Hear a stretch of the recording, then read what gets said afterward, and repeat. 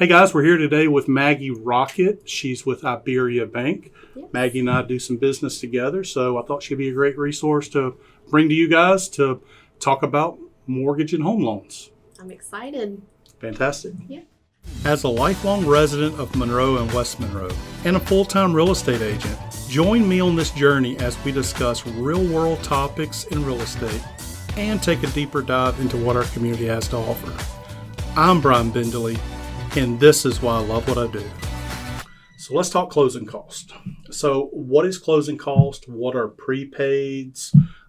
If someone doesn't need a down payment, they got a loan package that's no money down, they're doing maybe rural development or they're doing a VA loan, but they still have to have their closing costs. What is closing cost and what does it cover? Okay, well, that's a great question because a lot of first-time home buyers assume closing costs and down payment are kind of the same. Right. It's just what I'm going to bring at the end of the day. But they are two different things. The down payment is basically what you're putting against that purchase price. But the closing costs, like you said, there are the fees you pay to the lender for your appraisal, for your underwriting, for credit report. Those kind of things may be built in there. And there's a lot of fees, right? Yeah, there can be. Some lenders show them as one large fee and some break them up into a bunch of little ones. That's where you're talking to a lender and comparing when we're in that shopping stage is really helpful to really compare apples to apples. What am I paying for this financing? But closing costs also include what we're paying to the title company. Your title company has to do title work. They're trying to protect your interest in this property. It's important. Very important. You don't want Joe Schmo just saying, hey, it's all free and clear. You want an abstractor saying the title is clean on this. And then we've had an attorney review that abstract and agrees with it. So, it's not just them watching you sign something. It's a process for them to prepare that. And so it's paying for the title work. And then it's also going to be paying for recording costs, recording your mortgage and your deed. And then moving further on is, like you mentioned, prepaids. Okay. Those are going to be your prepaid interest. So if you're closing on the first of the month, it's going to be prepaid interest to the end of that month. If you're closing on the last day of the month, there won't be as much.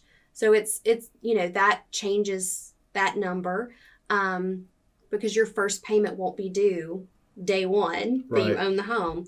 And then you'll also have your homeowner's insurance.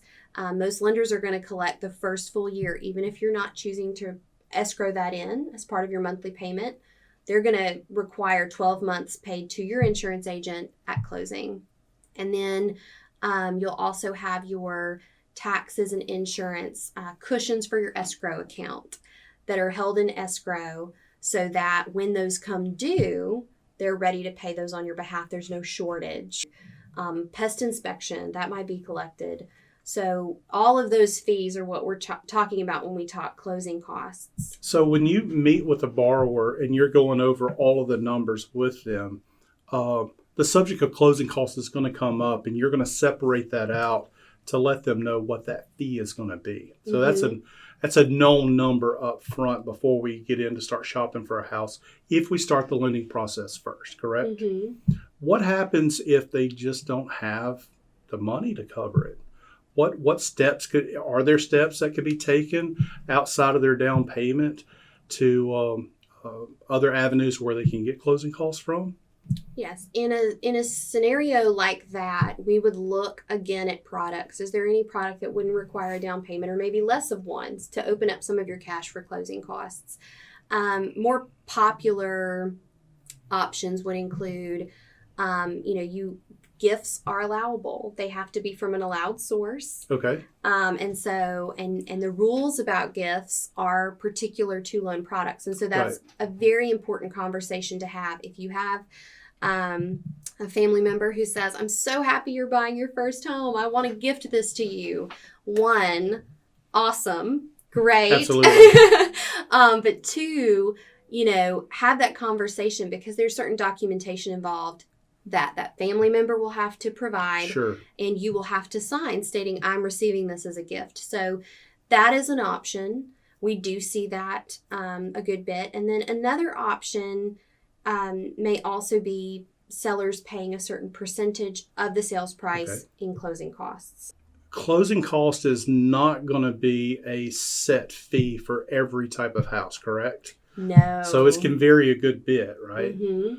So what happens if I have the seller agreed to pay some of the closing costs, and it's not quite enough? I'm not buying at the top of my budget. Mm-hmm. I'm buying towards the medium part of my budget. Are there any things you can do to absorb some of that cost into the loan? Yeah. So you have, we've mentioned it in other talks, but the discount points. You can buy a rate down, but you can also choose to take a slightly higher rate and have some lender credit in that. And so your rate might go up a little bit. So that might affect your monthly payment. Well, will affect your monthly payment a little bit. But it may open up the opportunity to cover whatever's left. But as a general rule, when we talk about affecting our rate a little bit, we're not talking significant money. We're talking dollars a month, not hundreds of dollars a month. Right. I mean, if you're buying a $1 million home, it's going to have a bigger month-to-month impact than someone, purchasing a $200,000 home. Okay, great. Let's talk about insurance for a moment. Most borrowers have their taxes and insurance escrowed in, which means it's factored into the note, and then at the end of the year, the mortgage company will pay that on your behalf, right? So you're paying a little bit each month towards it, and then at the prearranged time, the mortgage company will pay on your behalf. But I found for myself that insurance can play a big role in your monthly payment, what those costs can actually be. We have a lot of great companies out there. It's not something we're going to get into today, but shopping for insurance is going to be very crucial when it comes to what your final payment is going to be. And I recommend, and I think you will back me up on this, shop early. Don't let it be the last thing you're looking at. You want to know up front. Most insurance companies, if you give them the basics of what you're trying to insure, can give you a range. And if you're able to go to that lender with that range, they can factor that in on the early steps. And give you a really good idea. Certain properties, depending on the state of the property, age of the roof, many things, insurance may be more than what we estimated in our calculation up front. So if that's one of the first things you do after you get a contract on a home is start shopping insurance, it gives your lender a whole lot of information, and they can plug that in seconds and tell you this is what that's going to be. Because at this point, we've already pulled a tax card and have a much better idea. Once you have the insurance in place, you get everything a really strong number where you say, okay, do I like this number, or is there something else I can do? And I mean, a lot of insurance agents in our area are fantastic about taking quotes and matching that coverage and saying, I can't beat it, or I can, but here's the trade-off. And so, shopping, there's nothing you can lose in shopping for insurance, really. It's only gain at That's that point. Correct. I agree with you 100%. All right, Maggie, thank you as always for answering the questions about closing costs. My pleasure. Thank you.